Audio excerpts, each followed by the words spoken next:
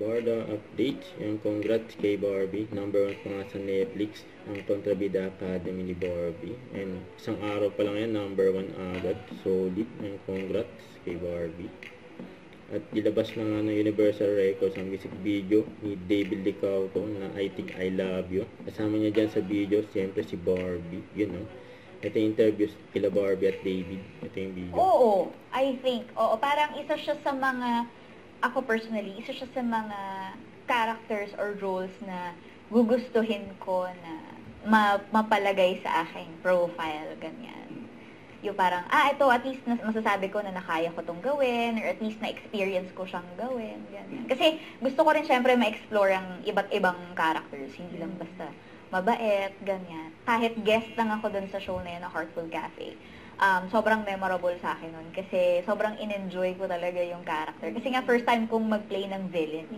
So talagang chinanel ko ang aking inner Miranda Priestley and yung fantasy ko talaga.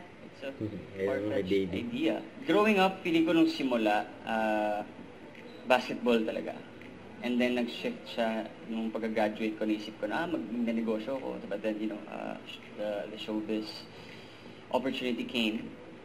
So, here I am. Yung mga roles na maglalakad lang ako, or like, konting linya lang, diba? If I didn't do that, if I didn't start from that, I wouldn't be where I am today. I feel like, dahil sa kanya, naging passionate ako sa lahat ng ginagawa ko. Dahil sa kanya, it felt to me na I wanted to reach higher goals. I hope he's proud of me. Ako makatrabaho si Joshua. Kasi makatrabaho. Kasi napakagaling niyang actor. Si Bernardo. Catherine. Ding Dong Dantes. Ding Dong. Yeah. And Dennis Trillo. Nakakamiss ko siya katrabaho. Yeah. And of course, Barbie.